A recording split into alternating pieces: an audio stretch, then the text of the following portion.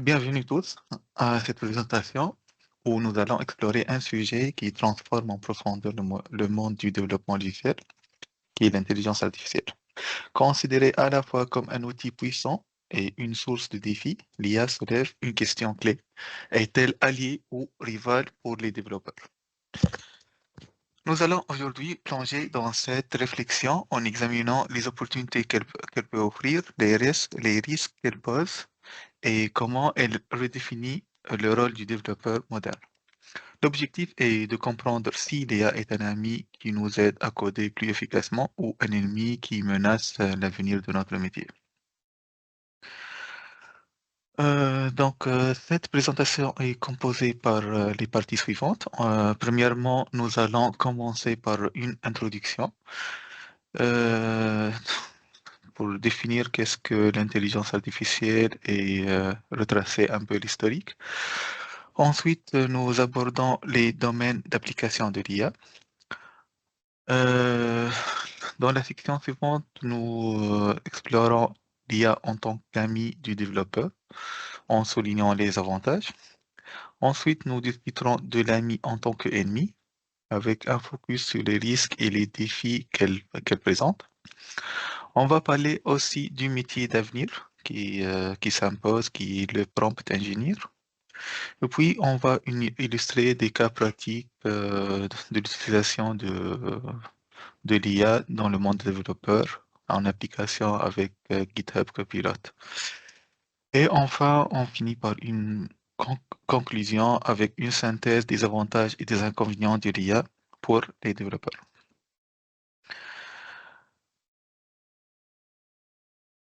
Voilà, en définition générale, l'intelligence artificielle est un domaine de l'informatique visant à créer des systèmes capables de réaliser des tâches qui nécessitent normalement une intelligence humaine. Ces tâches incluent le raisonnement, l'apprentissage, la résolution des problèmes, la perception et la compréhension du langage. Donc, l'intelligence artificielle se repose fondamentalement sur des algorithmes qui sont des ensembles d'instructions ou des règles permettant à une machine de traiter des informations et de prendre des décisions. Les algorithmes sont le cœur de l'IA, car ce sont eux qui permettent à une machine d'apprendre, de résoudre des problèmes et d'effectuer des tâches complexes sans une intervention humaine. Donc, l'IA est constituée par des algorithmes qui permettent aux machines d'apprendre, de comprendre les informations complexes et de prendre des décisions à la place de l'humain. Ces algorithmes imitent dans une certaine mesure les capacités humaines d'analyse et de raisonnement, euh, rendant la machine intelligente et capable d'adapter d'adapter le comportement en fonction des situations.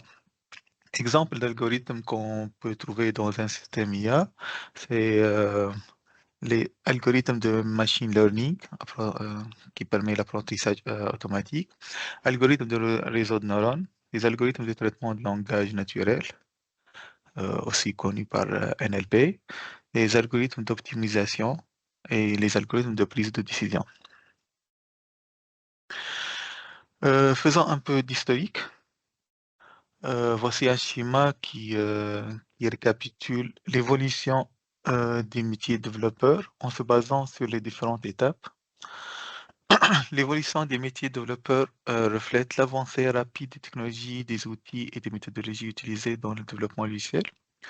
Au début, entre les années 40 et 60, les programmeurs étaient des scientifiques et ingénieurs manipulant des langages bas niveau pour les premiers ordinateurs, souvent pour les applications militaires scientifiques, puis avec l'apparition des langages de haut niveau comme COBOL, C, Fortran. Entre 1960 et 1980, les développeurs se sont spécialisés dans la création de systèmes d'exploitation et de logiciels d'entreprise. Après, dans les années 80-90, la programmation orientée objet avec du C, C++, Smalltalk, permettant aux développeurs de concevoir des systèmes modulaires et réutilisables. Et à partir des années 90, c'est l'essor d'Internet et a transformé les développeurs en experts du web, créant des sites et services en ligne avec langage comme HTML, CSS, JavaScript.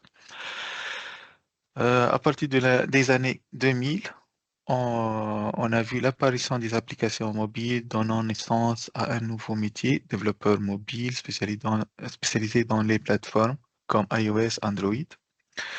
Ensuite, dans les années 2010, l'arrivée des frameworks front-end, React, Angular et des services cloud. Euh, Tout ça a consolidé la place aux développeurs full stack, tandis que la méthodologie agile s'est imposée pour améliorer la productivité. Et aujourd'hui, avec l'avènement de l'IA, l'automatisation et des outils low-code, no-code, les développeurs doivent s'adapter à ces nouvelles réalités des métiers, comme, comme développeurs IA ou spécialistes de machine learning. Euh, euh, qui répondent à cette méthode. Donc voilà.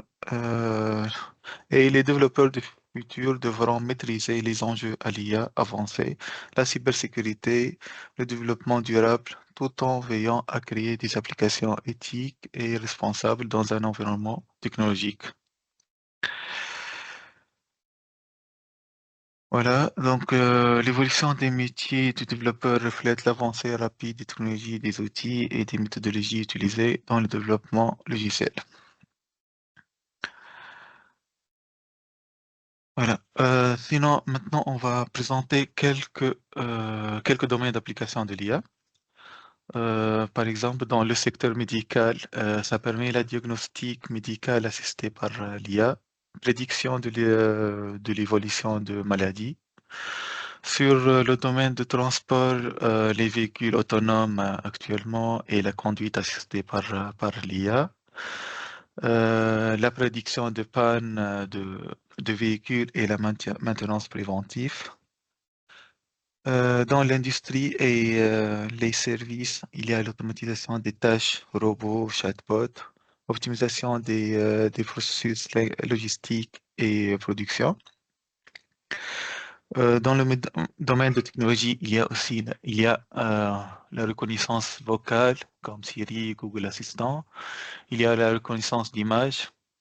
Et sur le domaine de défense, on peut noter la surveillance automatisée des frontières, la détection de menaces et de comportements suspects. Voilà, maintenant on attaque le vif du sujet, l'IA en tant qu'ami. Euh, L'IA joue un rôle de soutien et amplificateur de capacités humaines. Voici quelques façons dont l'IA assiste le développeur et améliore le travail. En fait, l'IA permet d'automatiser de nombreuses tâches qui seraient chronophages pour un développeur. Par exemple, on peut noter des outils comme GitHub Copilot ou Tabnine qui utilisent l'IA pour suggérer du code et faire l'autocomplete. euh, je l'appelle autocomplete plus plus en temps réel. Avec ChatGPT aussi, l'IA est capable de générer du code à partir de descriptions avec un langage naturel. Cela aide les développeurs à coder plus vite en minimisant des erreurs de syntaxe. L'IA peut générer automatiquement des tests unitaires pour vérifier que les tests unitaires, ça peut vérifier que le code fonctionne correctement. Euh, et tout ça va permettre aux développeurs de se concentrer sur les tâches les plus complexes. L'IA permet aussi aux développeurs débutants d'apprendre plus rapidement grâce aux suggestions de code en temps réel. Un développeur peut comprendre comment résoudre un problème ou implémenter une fonctionnalité sans devoir chercher manuellement des solutions ou chercher dans des documentations. Euh, L'IA aussi aide à optimiser de la qualité de code. Les outils basés sur l'IA peuvent analyser la qualité de code en temps réel et suggérer des améliorations, telles que la simplification des algorithmes, l'amélioration de performance ou encore correction des failles de sécurité. Ça permet aussi la refactorisation automatique. Par exemple, certains outils comme Codacy ou SonarCube, actuellement aussi, ils sont mis en IA et utilisent l'IA pour identifier des zones de code qui peuvent être refactorisées ou optimisées afin de rendre le code plus lisible et plus performant. Ça permet aussi l'amélioration de la collaboration. Dans un environnement de travail collaboratif, l'IA aide les développeurs à maintenir la cohérence et la qualité de code. Elle analyse automatiquement les pull requests, suggère des modifications et permet de s'assurer que le code soumis respecte les meilleures pratiques. Comme par exemple, je peux noter l'outil comme ReviewBot qui analyse automatiquement le code pour fournir des feedbacks immédiats lors des phases de révision de code. Voilà. Mais l'IA n'est pas uniquement un ami, ça peut être aussi un ennemi. Donc, on peut explorer maintenant la partie ennemie de l'IA. Bien qu'elle soit souvent perçue comme un allié de développeur, elle peut être vue comme un ennemi potentiel dans certains contextes. L'un des plus grands risques associés à l'IA est la crainte que l'automatisation mène à une réduction de la demande de certains développeurs. Donc, si l'IA devient capable de coder de manière autonome ou semi-autonome, les développeurs juniors ou ceux avec moins d'expérience pourraient se retrouver moins sollicités. Euh, Comme exemple, les outils de l'IA générative peuvent écrire du code ou résoudre des problèmes sans que cela nécessite une intervention humaine, réduisant ainsi la nécessité d'un grand nombre de développeurs pour les tâches courantes. Avec la montée en puissance des outils assistés par l'IA, certains développeurs pourraient devenir trop dépendants de ces systèmes pour écrire du code, ce qui pourrait entraîner une dégradation de leurs compétences fondamentales. Donc, à long terme, cela pourrait nuire à leur capacité de résoudre des problèmes complexes sans assistance. Euh, Aussi à comprendre en profondeur le fonctionnement de certains algorithmes ou concepts. L'IA, en fournissant des solutions pré-matchées, peut réduire la curiosité intellectuelle et l'envie de trouver des solutions novatrices. Donc, cela peut rendre les développeurs moins inventifs face aux nouveaux défis et diminuer leur capacité à créer des solutions sur mesure adaptées à des problèmes spécifiques.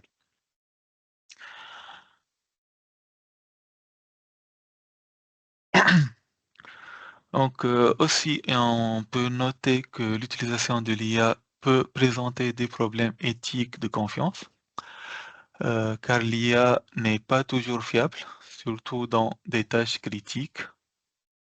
Bien que l'IA puisse générer du code rapidement, ce code n'est pas toujours optimisé ni conforme aux meilleures pratiques. Les développeurs peuvent être tentés de faire aveuglement confiance aux solutions proposées par l'IA, ce qui peut conduire à des bugs non détectés ou des erreurs de logique. Un code non maintenable qui devient difficile à comprendre et à modifier à long terme. Donc, sans une compréhension approfondie du code généré par l'IA, les développeurs pourraient introduire des erreurs dans leur projet sans le savoir. Il y a aussi un risque de sécurité de code parce que l'IA ne sont pas parfaites, comme on a déjà dit, et peuvent générer du code qui présente des vulnérabilités de sécurité. Si le développeur ne vérifie pas soigneusement le code généré ou suggéré, des failles peuvent être introduites, comme les injections SQL, erreurs de gestion de données, ou des problèmes de conformité avec la réglementation, exemple l'RGPD. Voilà. Donc, avec le développement de l'IA, on peut noter qu'un nouveau métier se développe maintenant, qui est le prompt engineer. En effet, on fera toujours besoin de l'IA, on fera toujours besoin des développeurs et l'IA sera son assistance du quotidien. Donc, le métier prompt engineer consiste à comment utiliser l'IA en formulant bien notre demande. Le prompt engineer est une compétence essentielle dans le domaine de l'intelligence artificielle car il permet d'optimiser la, la précision et la pertinence des réponses fournies par l'IA en orientant l'intelligence artificielle pour produire des réponses ciblées. Le prompt engineer facilite également la génération rapide du contenu de qualité, le contenu avec une qualité, réduisant ainsi le temps consacré aux tâches répétitives. De plus, il permet d'adapter les réponses aux besoins spécifiques des utilisateurs en ajustant le temps et le style, ce qui améliore l'expérience utilisateur et augmente la satisfaction. Avec une formulation réfléchie des prompts minimise les ambiguïtés et les erreurs, entraînant une diminution des coûts opérationnels car elle permet d'obtenir des réponses précises dès la première tentative. Par ailleurs, un prompt efficace favorise l'économie de temps et accroît la polyvalence de l'IA en lui permettant de s'adapter à diverses tâches et contextes. Enfin, en fournissant des prompts bien conçus, on contribue à l'apprentissage continu de l'IA, améliorant ainsi les performances à long terme. En résumé, le prompt engineer représente un atout majeur pour maximiser l'efficacité et la pertinence des interactions avec l'intelligence artificielle. Donc, voici quelques techniques pour améliorer les prompts. Je ne veux pas tout détailler, mais les plus importants sont contexte, tâche et rôle. Euh, je vais parler au début, la spécificité et clarté. Donc, plus le prompt est spécifique, plus il y a de chances que l'IA produise une réponse ciblée. Par exemple, au lieu de dire explique-moi la physique, il est plus efficace de préciser explique-moi la théorie de la relativité restreinte en physique de manière simple. Euh, on, on spécifie qu'est-ce qu'on cherche directement. Il y a aussi les directives de formatage.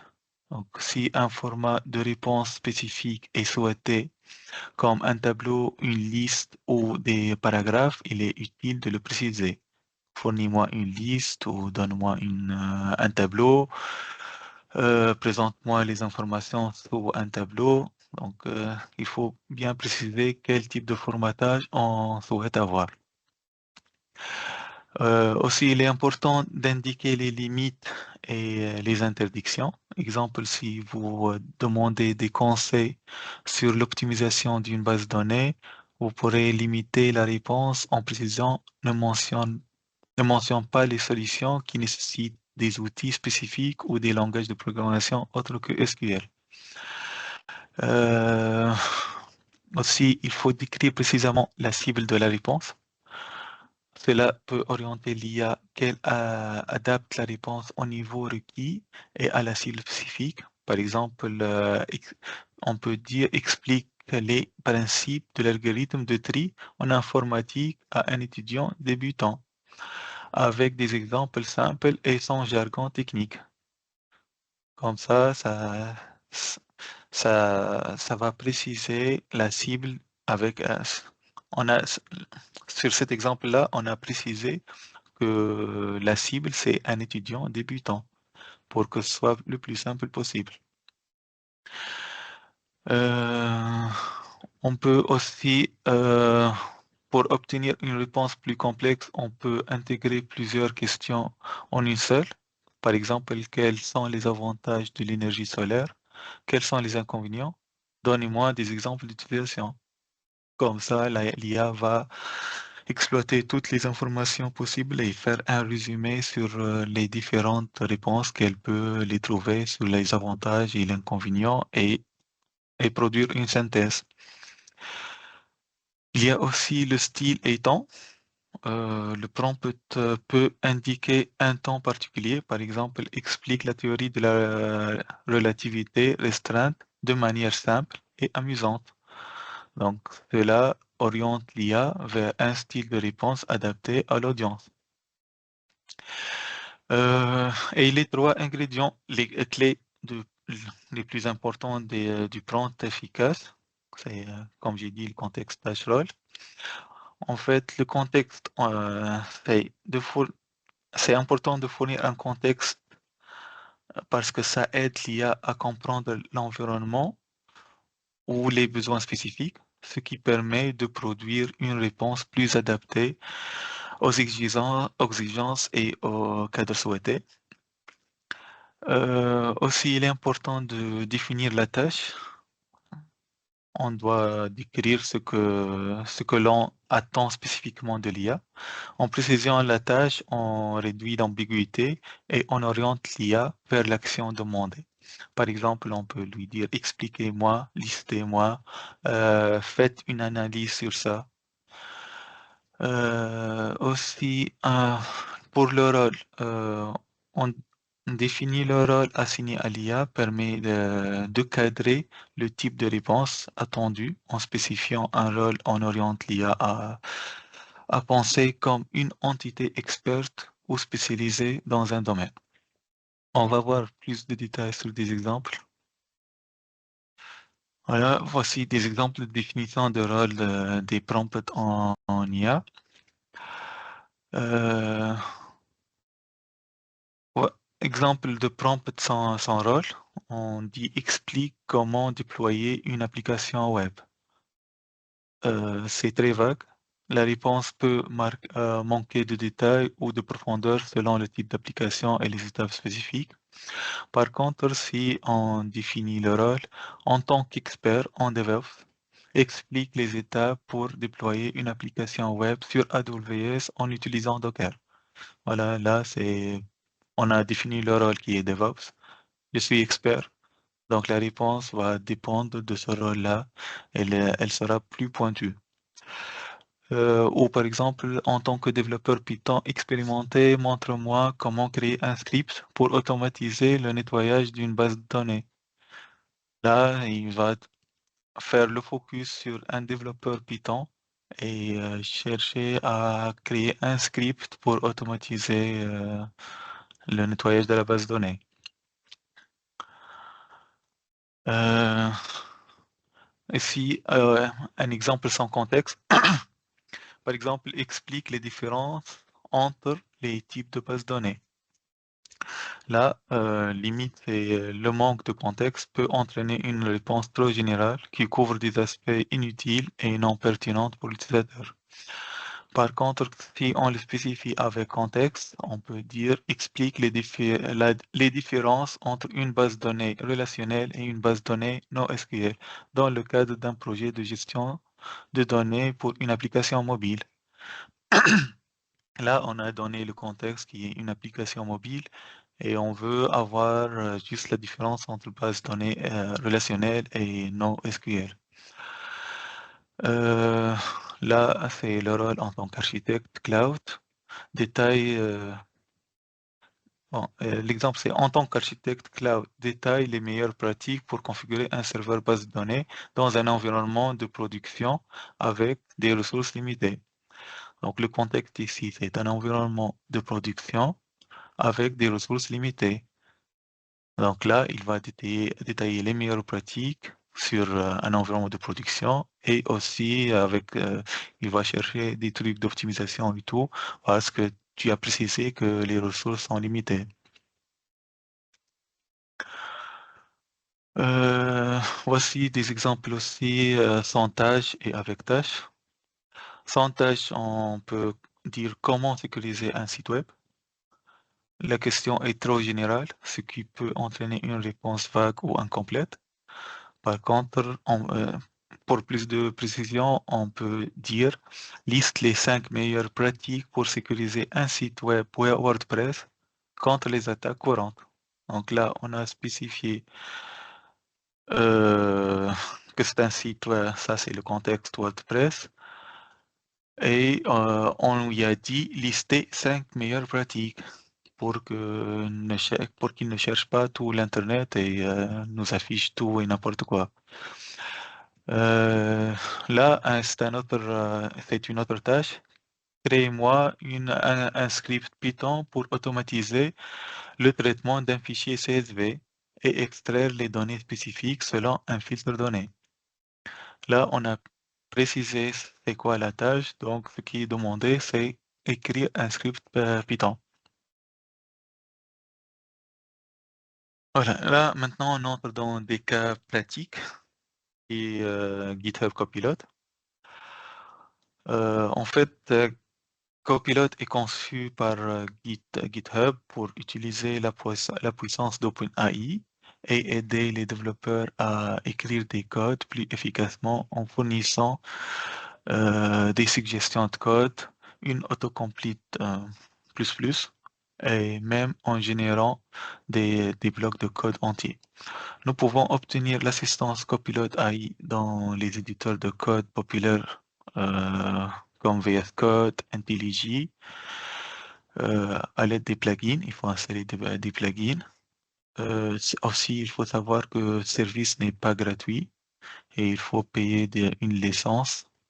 Pour Copilot, GitHub, ça coûte dans environ 10 dollars par mois. Je note aussi qu'il y a sur IntelliJ, il y a AI Assistant qui est le concurrent de Copilot qui coûte dans environ 12 euros par mois. Donc, dans ce slide, on voit bien comment on installe GitHub Copilot dans IntelliJ. Euh, on cherche le plugin GitHub pour IntelliJ dans le marketplace et puis une fois installé, il faut redémarrer l'IDE. Étant donné que Copilot est un service payant, donc vous devez vous connecter à votre compte GitHub à partir d'IntelliJ pour accéder à aux fonctionnalités de l'assistant. Après avoir terminé avec l'installation de Copilot, vous verrez la notification de l'IDE vous demander de se connecter. Et une fois on est connecté, on a accès à toutes les fonctionnalités de Copilot. Voilà, maintenant, il suffit de créer un fichier et de commencer de coder dans dans votre langage préféré. Et au fur et à mesure que vous commencez à écrire du code, GitHub va détecter des suggestions raisonnables et vous donnera la même chose pour auto-compléter vos codes.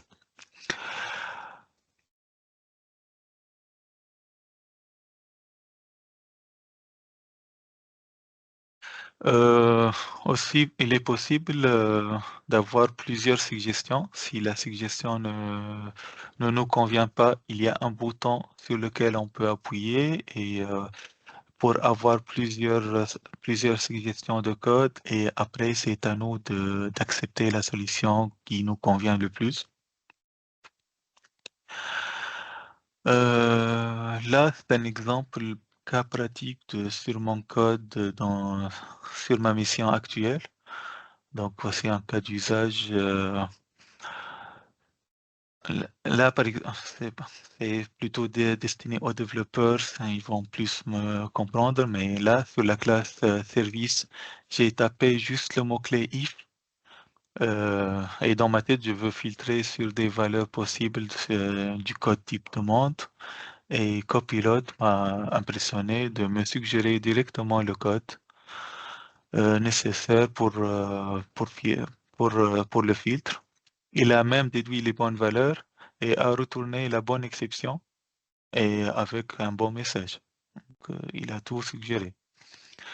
Bon, après, j'ai compris qu'il a, qu'il a détecté les bonnes valeurs parce que sur le, sur le contrôleur, j'ai mis un commentaire accept only CHF and mass value. Donc, de ce commentaire, il a analysé le commentaire et puis il a généré le code selon le commentaire qu'il a trouvé. Donc, au fur et à mesure, le copilote, il analyse le code et comprend mieux le code, analyse aussi les commentaires et analyse le nom des fonctions, le nom des paramètres en entrée. Et avec ça, il peut suggérer le code et faire de l'autocomplete. Euh, Ceci aussi est un cas réel. En faisant le code review dans mon équipe, j'ai trouvé un code qui me plaît pas trop. Et dans ma tête, je voulais faire une suggestion avec Stream. Donc, j'ai juste demandé à Copilot si c'est possible d'écrire cette fonction autrement. Et là, sa suggestion est bonne et répond à mon besoin. Certes, je pourrais l'écrire tout seul, mais cela me fait gagner quelques secondes. Comme vous voyez là, le développeur, il a fait des if à égal nul, égal nul, et là, c'est pas, c'est pas très bien avec tous ces if là. Donc, la suggestion, elle était meilleure avec du stream et avec any match object is nul, donc, et ça répond aux besoins. Ceci aussi, c'est un cas réel. Euh, En fait, là, si vous connaissez un peu Kafka, sur Kafka, on a un Avro qui définit l'objet en question. Comment on doit comment on doit respecter l'objet pour le remplir. Et là, pour le cas d'utilisation pour faire des tests d'intégration, j'ai besoin de remplir les données en respectant l'Avro. Donc, j'ai demandé à l'IA, peux-tu me donner un JSON qui respecte le format de kiops.avsc, c'est le format de l'Avro. Et là, il me remplit tout le JSON avec les valeurs. Là, il détecte que c'est une date, il me suggère une date. Ça, c'est un entier, il donne un entier. Ça, c'est du string, il donne un string. Et ça, c'est un code, il donne un code. Mais, mais le convoyé, là, il n'est pas entré de donner de bons codes.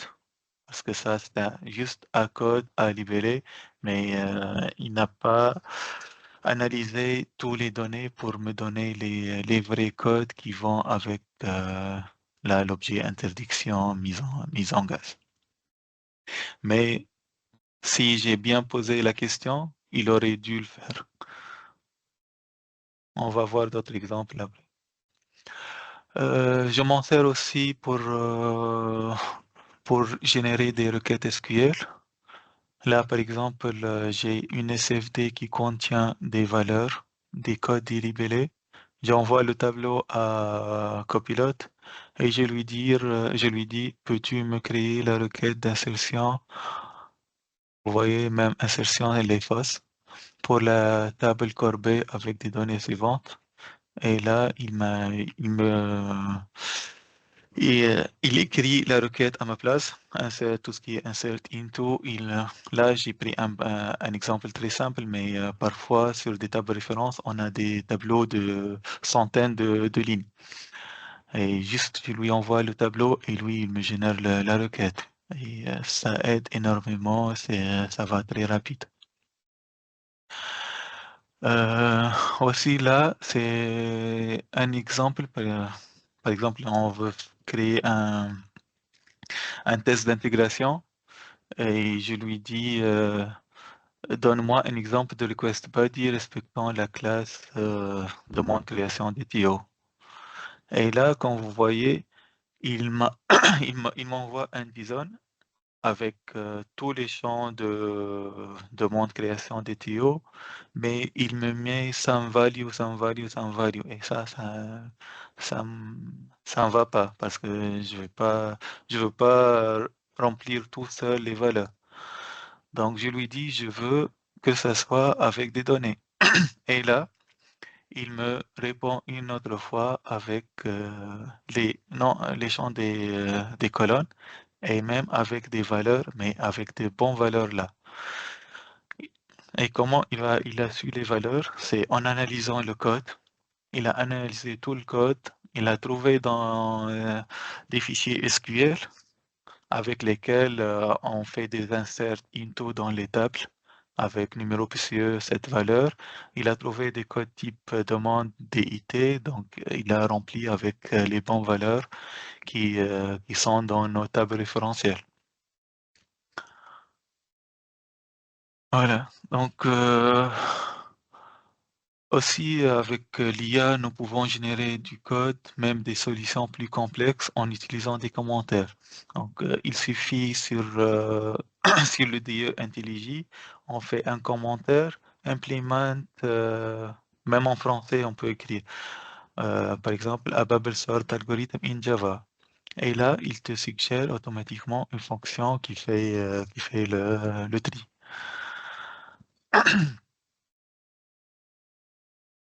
Euh, Ça, c'est un cas pratique de refactorisation. Donc, si on a un code comme ça, on lui demande de faire une refactorisation et automatiquement, il va nous suggérer de refactoriser tout ça. Une fonction add, subtract, multiply, et c'est lui qui a déduit tout ça depuis les opérations.